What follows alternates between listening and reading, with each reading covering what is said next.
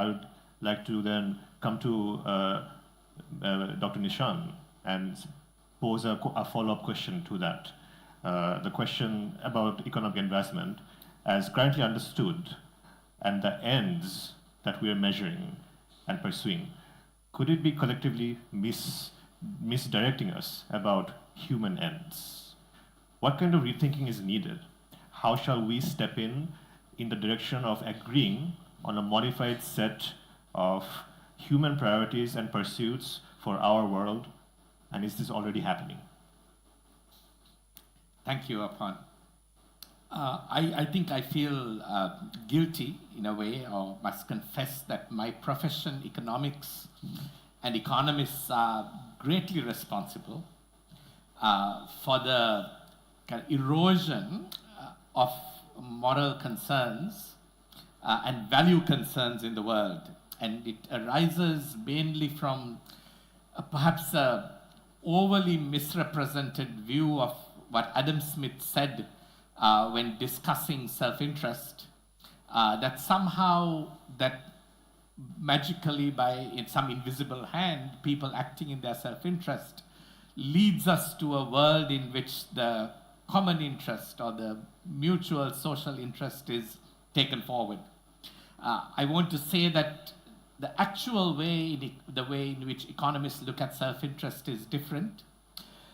They look at it the same way that aeronautical engineers think about gravity. It is the main reason why you can't fly, and self-interest is the main reason why you can't advance the social interest.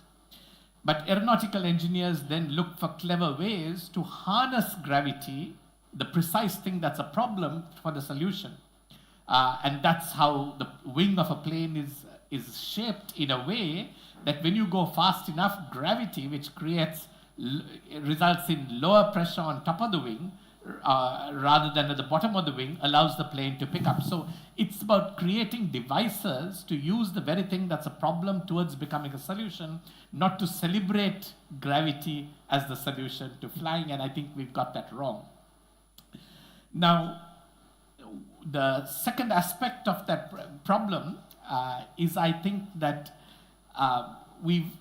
economists have concentrated on measuring things and focusing all our attention to advancing the things that we can measure. And of course, GDP has become this thing. Now, but in reality, if you're an economist, you don't talk about GDP, you talk about utility. You mean some measure of human well-being, but because you don't know how to measure that, you end up measuring GDP. And this is a means of getting to better well-being, but the means can become the end. And ultimately, if we focus on increasing GDP and lose the connection between GDP and human well-being, which is the focus of today. Now, somewhere in the 90s, Mahbub ul Haq, the Pakistani economist, and the Indian economist Amartya Sen came up with what's called the Human Development Index, in which they said, look, let's get past GDP and let's also measure some literacy or educational attainment. Now we use years of schooling, and let's measure life expectancy, recognizing that health and education were integral parts of human well-being. Now, my quick proposal today is that we need to look at ways of actually advancing or filling out that HDI, which hasn't got enough traction. And we need to bring in, instead of just years of schooling attainment, for instance, the PISA test, right? The Program on International Student Attainment, which is a globally doable test, which is showing much better than any other test in the world, the actual ability or capability that is achieved through schooling. We need to put in place, perhaps, like Kalol said, one of the Rawlsian ideas is that everybody has a basic minimum, and that's why we need to perhaps incorporate a measure of poverty in the Human Development Index. But most importantly, what we may have missed and failed to understand is the importance of reducing inequality. Now, Joe Stiglitz, with 6 economists, brought a report to the G20 recently and said inequality must be treated like climate change as a global emergency. Now, there's an open letter signed by over 600 economists in over 70 countries in the world supporting that view that we must bring inequality back into the center of measuring human well-being and flourishing.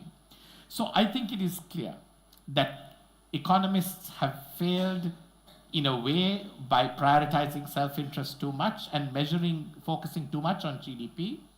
And we need to start shifting into thinking about human well-being afresh and start by changing what we measure. In getting there, we have two problems just before we finish. The first problem is what I call the prisoner's dilemma problem, if you all want to look that up. It's actually an economic theory that shows that people acting in their self-interest don't advance mutual interest but undermine mutual interest because they lack the capacity to coordinate and trust each other. So solving the prisoner's dilemma dynamic for the world, for things like climate change or any kind of public good, even inequality, requires a coordinated approach, without which we will fail to solve these problems only as individuals or as nations.